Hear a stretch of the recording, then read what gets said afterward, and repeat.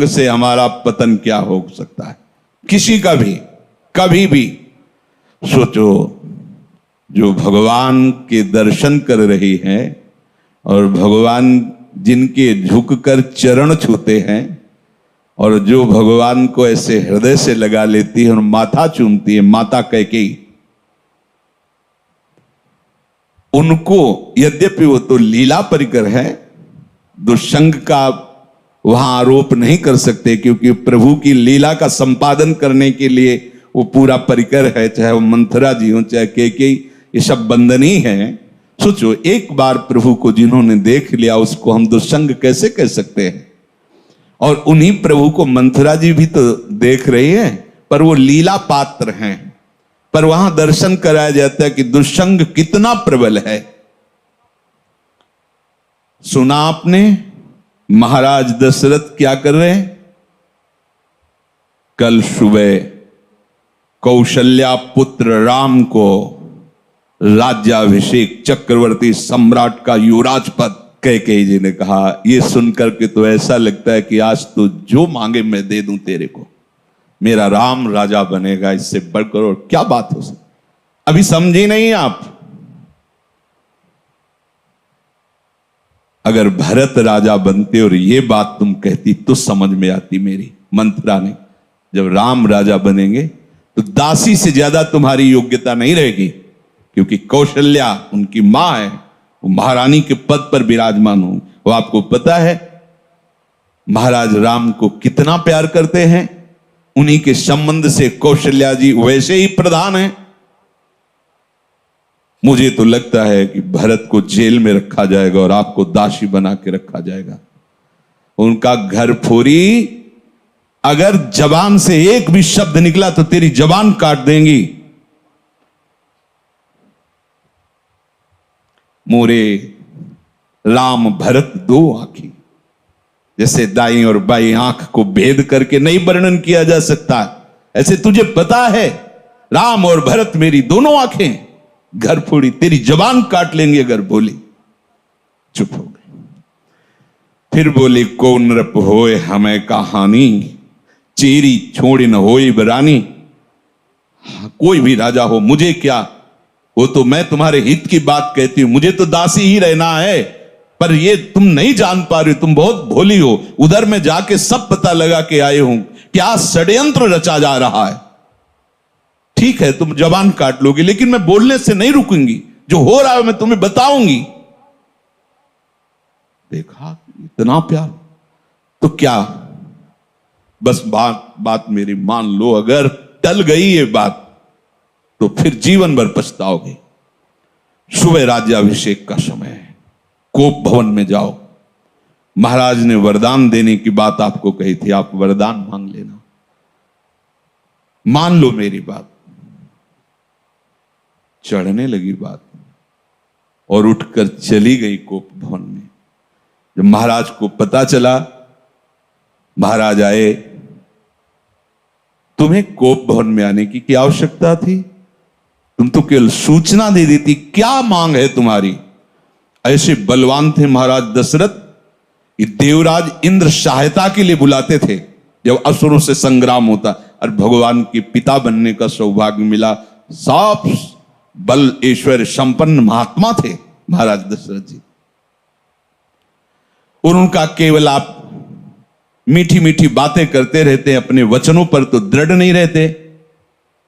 कैसी बात करो, रघुवंशी और अपने वचन पर दृढ़ ना होना। रघुवंशियों की आन बान शान है कि प्राण त्याग देते पर वचन नहीं त्यागते। क्या है उनका? आपने कहा था 2 वरदान, तो हंस दिए। उनका 2 क्या, 2 की जगह 4 मांग लो, क्या चाहिए तुम्हें? उनका सुना है सुबह राम का राज्याभिषेक होगा। हां, महामंगल, भगवान शिव की कृपा से ये अद्भुत सुख प्राप्त होने जा रहा है अयोध्यावासियों को, राम राजा बनेंगे। उनका हां, तो यही तो बात मैं कह रही हूं। राम का 14 वर्ष का वनवास और भरत का राज सिंहासन पर आरोप।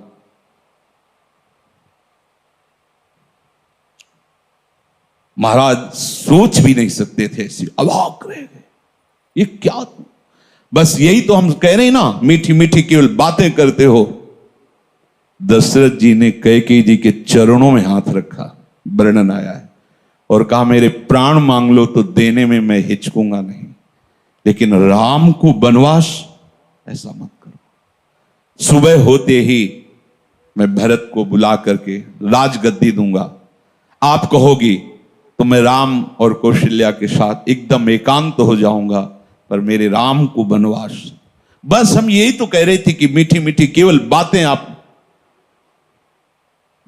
एक तरह से मूर्छित हो गए महाराज।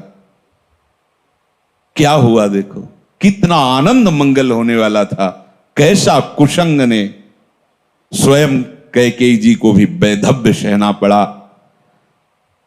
और जो नेत्रों का परम लाभ है, 14 वर्ष तक उस लाभ से वंचित रहे प्रभु से।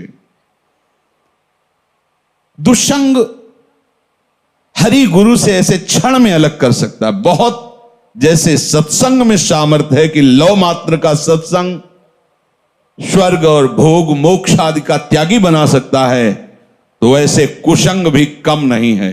अगर वो सही कुसंग मिल जाए तो परम पद से भी भ्रष्ट करने का वो मार्ग रच सकता है। इसलिए कह रहे कि दुस्संगः सर्वथैव त्याज्यः।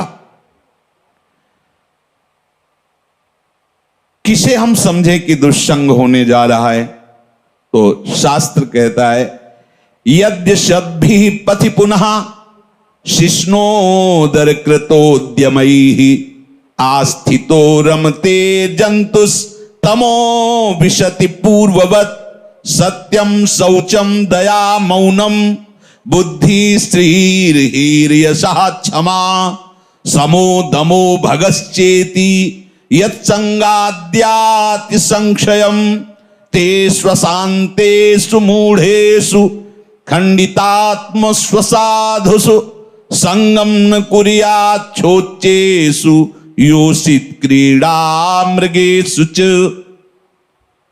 जो केवल रसेंद्री के स्वाद में और जनेंद्री के भोग में है, उसका कभी भी संग नहीं करना चाहिए। शिष्णोदर कृत्योद्यमई, जिसका सारा का सारा उद्यम केवल 2 इंद्रियों के पोषण में है, अच्छा अच्छा खाने को मिले और भोगने को मिले, सबसे बड़ा कुसंग। ये भगवद वाणी। यद सदभी पथि पुनः, सतमार्ग में चल दिया है पर पुनः वो भ्रष्ट हो जाएगा। यद सदभी पथि पुनः शिष्णोदर कृतोद्यमई, जो केवल अच्छा अच्छा खाने को मिले और भोग भोगने को मिले जनेंद्री से, इतना ही उद्यम है। प्राय देख लो, इतना ही उद्यम है। खूब कमाओ और खाओ और भोगो, बस इतना ही जीवन है। लोगों की बच्चापन से लेकर और मृत्यु तक केवल इतनी ही चेष्टा है, खूब भोग संग्रह करो और उनको भोगो और मर के दुर्गति प्राप्त करो। शिष्णोदर कृतोद्यमई, जिनका उद्यम, जिनका प्रयास केवल 2 इंद्रियों के पोषण में है, ये खाया जाए, ये खाया जाए, ये पिया जाए, ऐसे भोग किया जाए, ये घोर कुसंग है भगवत प्राप्ति के मार्ग में। जो भगवत मार्ग में आगे बढ़ना चाहता है, संगम त्यजेत मिथुन व्रतिनाम मुमुक्षुः सर्वात्मनान विसृजेत बहिरिंद्रियाणि एकश्चरण रहश्चित्तमनंतैः से युंजीत तद्वृत्तिषु साधुश्चेत प्रसंगः। महाराज शौभरी जी अपना अनुभव करके कहते हैं कि यदि भगवत प्राप्ति करनी है तो ऐ मुमुक्षु, कभी मैथुन धर्म से युक्त प्राणियों का संग न करना, क्योंकि मछली के मैथुन को देख करके इनका मार्ग रुक गया और अपने मार्ग से भ्रष्ट हो गए। 50 ब्याह मानधाता की राजकुमारियों से किया। तब लिख संगम त्यजेत मिथुन व्रतिनाम मुमुक्षु, जिसका ये व्रत बन गया है कि मैं जीवन मुक्त होकर भगवान के चरणों की आराधना करूंगा, उसको कभी मैथुन धर्म से युक्त प्राणियों का संग नहीं करना चाहिए। स्पष्ट आदेश है। संगम त्यजेत मिथुन व्रतिनाम मुमुक्षु सर्वात्मनान विसजेत बहिरिंद्रियाणी। अपनी इंद्रियों को बहिर्मुख मत होने दो, अंदर ही अंदर भगवत चिंतन परायण रहो। शिष्णोदर कृत्योद्यम ही जो हैं उनसे दूर रहो, जिनका उद्यम केवल रसेंद्रिय और जनेन्द्रिय के पुष्ट करने में है, ऐसे कुसंग का त्याग करो।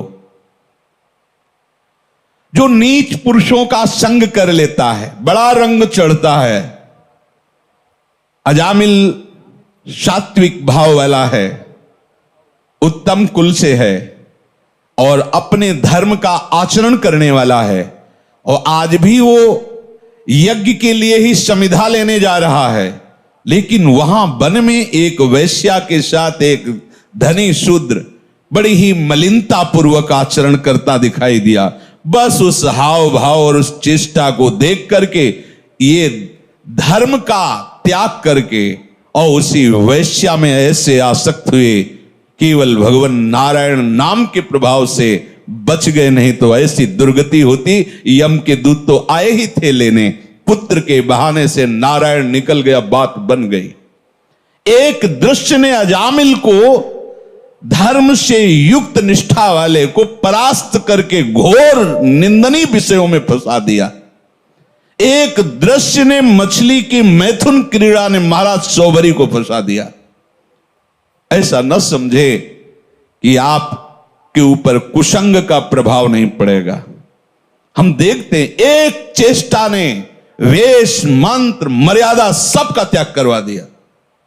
कुसंग बहुत जोरदार है। अगर सत्संग जोरदार है तो कुसंग भी जोरदार है।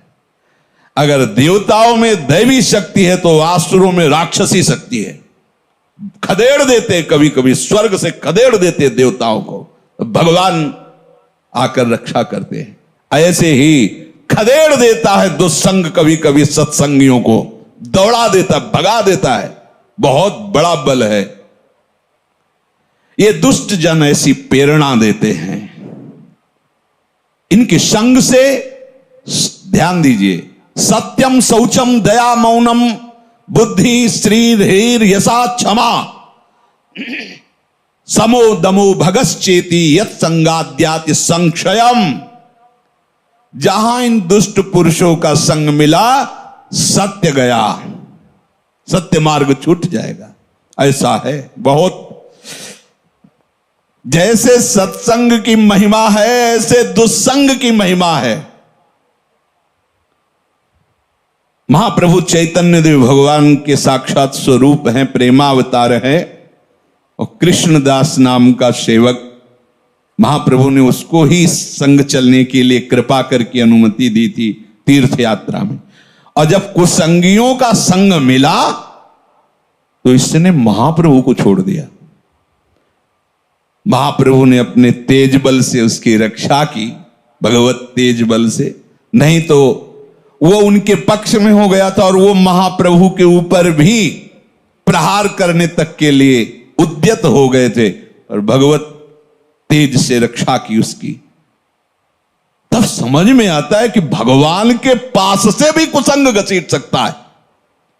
अगर कुसंगियों की बातें सुनी जाए, कुसंगियों की बात का अगर श्रवणेन्द्रिय के द्वारा हृदय में पहुंचने का अवसर मिल जाए तो भगवान के पास से भी दूर कर सकता है। देख लो, महाप्रभु में और प्रभु में कोई अंतर नहीं। प्रभु से बढ़कर महाप्रभु हैं।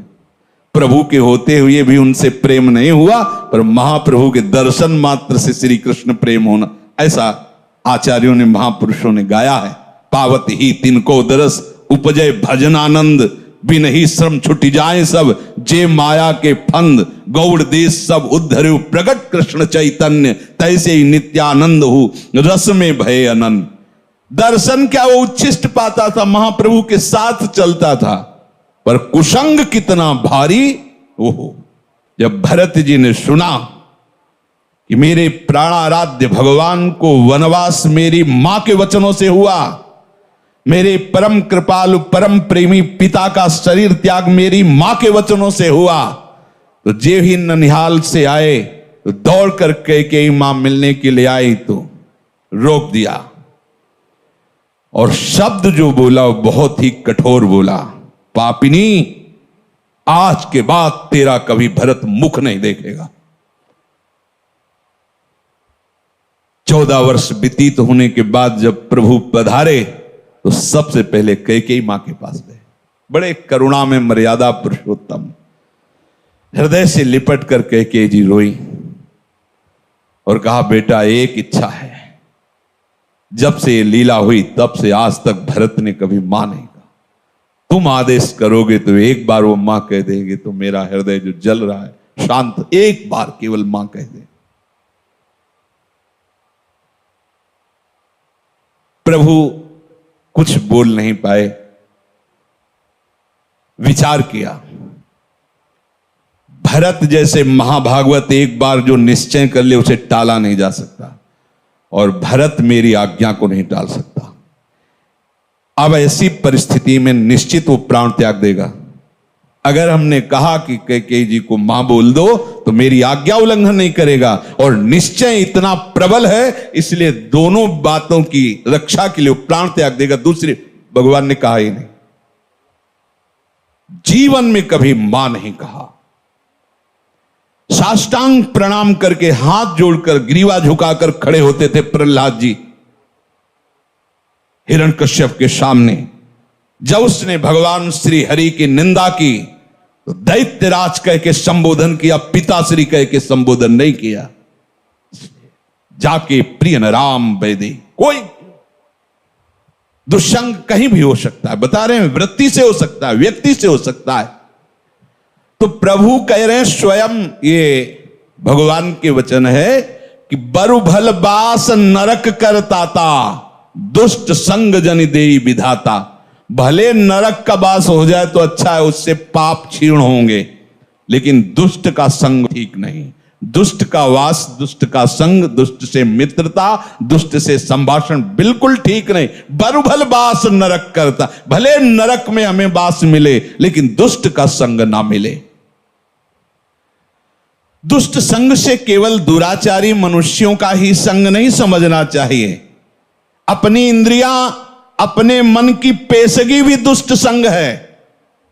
ये जो हमारा मन भगवत भजन के विपरीत प्रेरणा कर रहा है, ये बहुत सुंदर है, ये अच्छा है, ऐसा देख लें, वो सुन लें, वो भोग लें, ये भी दुष्ट संग है। ये इंद्रियां दुष्ट हैं, ये मन दुष्ट है, जब तक ये संतुष्ट नहीं हो जाते। और इनके संतोष होने का एक ही कारण भजन, दूसरा नहीं। माता देहूती जी भगवान कपिल देव जी से कहती हैं, भगवान भोगों को भोगते हुए दुष्ट इंद्रियां कभी तृप्त नहीं हुई, आज भी जला रहे। जबकि महान योगेश्वर से संपन्न भगवान करदम जी ने ऐसी रचना रची थी, तो कपिल देव जी से कह रहे कि भगवान ये दुष्ट इंद्रियों के द्वारा ऐसे दिव्य भोगों को भोगने पर भी आज तक तृप्ति नहीं। ये दुष्ट शब्द उच्चारण किया इंद्रियों के लिए, ये मन बड़ा दुष्ट है। जब तक ये भगवदाकार नहीं हो जाता तब तक अपना मन, अपनी इंद्रियां, इनसे सावधान रहे। ये कुसंग है। हर बात मन की मानना, इंद्रियों की मानना, हर बात मन और इंद्रियों की अपनी मानना, ये बहुत घाटे का सौदा है। जब ये तुम्हें मन और इंद्रियां भोगों का चिंतन करा रहे, तुरंत काटिए। हमने आपको बताया सत्संग में कि नाम जोर से उच्चारण कीजिए तो संस्कार नहीं बनने देगा, उसकी चाल है। और जहां आप उसमें थोड़ा सा मिल गए तो ध्यायतो विषयान पुंसः संगस्ते सुपजायते। जहां विषय ध्यान शुरू हुआ, पूर्व का भोगा हुआ या सुना हुआ या पढ़ा हुआ या देखा हुआ, जहां उस पे एकाग्र हुए, कुछ करो या न करो, जो उसका परिणाम हो तो हो गया। तुम्हारा अंतःकरण गंदा हो गया। क्रिया तो बाद में होती, अंतःकरण पहले गंदा होता है। ध्यायतो विषयान पुंसः संगास्तेषु उपजायते। जहां विषयों का ध्यान सुखपूर्वक किया, ऐसे से ऐसा हो, ऐसे से, बस वो अंतःकरण को मलिन करके संकल्प बना देगा। और जहां संकल्प बना और संकल्प में बाधा पड़ी, प्रतिकूलता आई, तो क्रोध अपना अधिकार कर लेता है। संगात संजायते कामः, कामात् क्रोधो विजायते, क्रोधात् भवति सम्मोहः, सम्मोहात् स्मृति विभ्रमः, स्मृति भ्रंशात् बुद्धिनाशो, बुद्धिनाशात् प्रणश्यति, सर्वनाश हो गया। इसलिए कल्याण पथ पर, भगवत मार्ग पर चलने वाले उपासक को विषय चिंतन को भी दुष्ट संग समझना चाहिए। विषय चिंतन बड़ा भारी अंदर का दुष्संग है। बाहर से भाग के तो एकांत हो गए, लेकिन अंदर उसे भगाने के लिए नाम समर्थ है। नाम न छूटे तो कोई भी दुष्संग तुम्हारे ऊपर प्रभाव नहीं डाल सकता, आएगा प्रभाव नहीं डाल सकता। कोई भी दुष्चिंतन अपना संस्कार स्थापित नहीं कर सकता। इसलिए निरंतर नाम जप करते हुए दुष्संग से बचना। जब दुष्संग से बचेंगे तब आपके अंदर भजन भाव की वृत्ति से एकांत स्थान की चाह होने लगेगी। कोई मुझसे मिले ना, कोई बात ना करे, बस चुपचाप निरंतर नाम चल रहा है, वाणी चल रही है। स्वाध्याय अत्यंत आवश्यक है। अगर आप थोड़ा भी हिंदी पढ़ लेते हो तो आपको स्वाध्याय जरूर करना चाहिए। आस्तिकता की आधारशिलाएं, साधक में साधुता, प्रेम दर्शन, श्रीमद् भागवत, श्रीमद् भगवत गीता जी। बिल्कुल संप्रदायवाद की बात मत करो, सीधे जैसा कहें वैसा चलो। इन वाणियों के पढ़ने से तुम्हें समझ में आएगा कि परमार्थ किसे कहते हैं। ये बहुत ऊंची बात है, प्रेम की बातें प्रेम की ऊंची ऊंची करते हैं, और बस स्थिति कहां है अपने अपने हृदय की देख लो। हमें स्थिति चाहिए, बातें नहीं। बातों से पेट नहीं भरता, बातों से प्रीति नहीं होती, स्थिति चाहिए। जब तक आप सिद्धांत को नहीं समझोगे तब तक बातें ऊंचे सहचरी भाव की, गोपी भाव की, सखा भाव की, और स्थिति नहीं है एक साधारण धर्म की। जो व्यभिचारी है, जो मनमुखी है, जो स्वेच्छाचारी, वो कौन से भाव में बैठा है? देह भाव में। देह भाव का तो पूरे संसार में ही प्रचार प्रसार हो रहा है। देह भाव ही तो दुर्गति का कारण है। अब उसके उपासक के हृदय में जो दुस्संग से सर्वथा बच रहा है, भीतर और बाहर से, तो विविक्त स्थानम सेवते। जैसे आप यहां बैठे हो, आप एकांत में हो, एक के सिवा कोई चर्चा नहीं, एक के सिवा कोई गान नहीं, एक के सिवा कोई सेवा नहीं, एक के सिवा कोई वार्ता नहीं, उसे एकांत कहते हैं। एकांत का मतलब किसी कमरे में या गुफा में बैठ जाना नहीं। अगर वहां है और दुस्संग निवृत्ति का तुमने उपाय नहीं जाना तो वही दुस्संग हो जाएगा। अंदर से ही दुस्संग अकेला बैठे बैठे अपने आप को फंसा देगा। और इतनी सभा बैठी, इस समय सब कहां हो? केवल सत्य में हो। सत्य ही वो एक है, और उसी एक में स्थित रहना एकांत कहते हैं। एक के बाद और कोई स्मृति ना ना, उसे एकांत कहते हैं। और एक ही वो परमात्मा है। एको हम बहुश्यामा, वही बहुत रूपों में, यही जान जाना, संसार से मुक्त हो जाना है। तो यो विविक्त स्थानम सेवते, उसके हृदय में एकांत स्थान के सेवन का भाव आता है। एकांत स्थान से सीधे हम बहिर्मुख हैं तो बाहर बात चली जाती है, कहीं किसी नदी के किनारे, कहीं किसी जंगल में, कहीं किसी गुफा में। नहीं, उसका अब एक प्रभु के सिवा और कोई चिंतन न हो, ऐसा भाव आता है। इसके लिए हमें दुष्संग से बचना है, पर दुष्संग से बचने के लिए सत्संग अनिवार्य है। अगर सत्संग नहीं तो दुष्संग की पहचान ही नहीं हो पाएगी, दुष्संग से बचाव की कला ही नहीं आएगी। तो कहते हैं यो लोक बंध मुन्मूलयति, जिसने लौकिक रिश्तों को बिल्कुल तोड़ दिया है। बहुत खतरनाक ये संबंध है, लौकिक संबंध। यो लोक बंध मुन्मूलयति। एक सन्यासी जी वाराणसी में हमें मिले थे। उनका परिवार एक गांव है कानपुर जिले में, वहां से। बहुत पहले जैसे सुना जाता है कि परिवार वाले आए तो संत भाग गए, वो नहीं मिले, दूर रहे। क्या है, ज्ञानी हो, महात्मा हो, क्या मिलना चाहिए।